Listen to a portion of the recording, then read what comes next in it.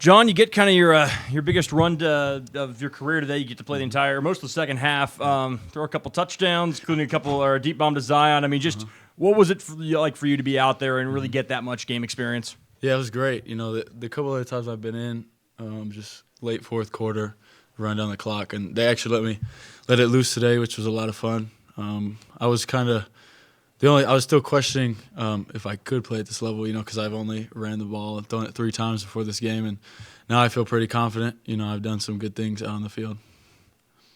You had a 15-yard run in which you ran probably 75 yards. Just take us through that play because it was a little bit of magic in there. Yeah. So I was looking down the middle. You know, there wasn't anything there. Wanted to make something happen to the right. Wasn't there. That's actually the first time I've reversed field like that and all my time of playing. And just remember after I got the first down, we were supposed to go tempo, but I was so tired. I didn't even I was on the ground for a little bit and it took too long. But it was fun. It was fun.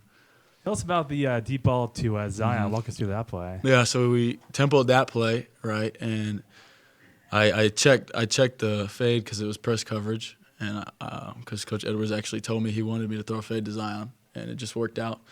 I saw the safety. He started sprinting left. He knew I was going to throw it there, and then he stopped for whatever reason, and it just came out of my hand and ended up being a good throw.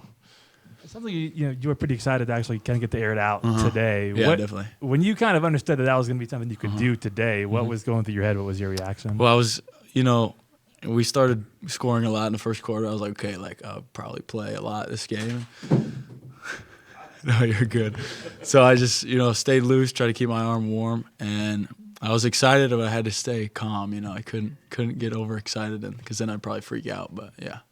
How cool is it for you and Cam to see Emmett get in the game? Oh, it was awesome. He's been a really good friend. He doesn't get all the reps in practice, but he takes advantage of the ones he does, and he's a really good buddy. We might, go play cards after this.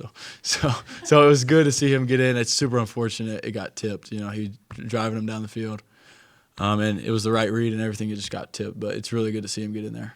Tell us a little bit about this tempo offense. Mm-hmm. We've seen it, and it's not it doesn't seem like it's a trick up our sleeve. It just seems like you guys are we are better conditioned than you, and we are going to push it down the field on you. Tell us a little bit about the mentality of this offense. I mean, we go by saying ATFA, attack that.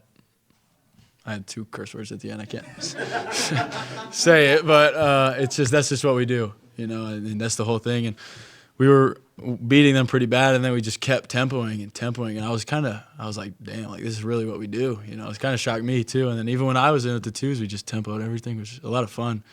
It makes it simple and it makes it easy. John, Coach Dickert said he doesn't want you taking some of those hits. You've taken a couple lickings over the last few weeks. How are you feeling after you get up from those? After the one I took today, it wasn't great. I was kind of dizzy. Don't tell the trainers that, but it's fun. We don't get hit in practice, so sometimes I need that. I need to feel like I'm playing football. Just one of the guys out there getting hit. But now, obviously, over time, you don't want to take all those. But it's fine. So, John, obviously, we got to see a lot of the second, even third team today. I'm just wondering, from your perspective, how much this kind of shows the success of guys like, Dylan and Josh and Zion, just the depth offensively of this team. Yeah, and those guys, they work so hard, man. Being with them all winter, they work so hard. They'll ask me to go throw, and they'll ask me to work out, and I'm just really proud of them. And I know they can do it, but they finally get their shot, and it's really awesome to see.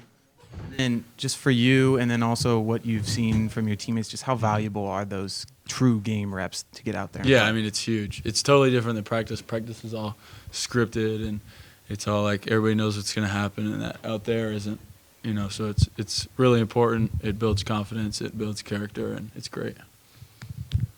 John, when you go out there for that offense, it's kind of like the Tebow offense from Florida back in the day. Do you guys have a name for it? No. We just on the call sheet it just says Mateer.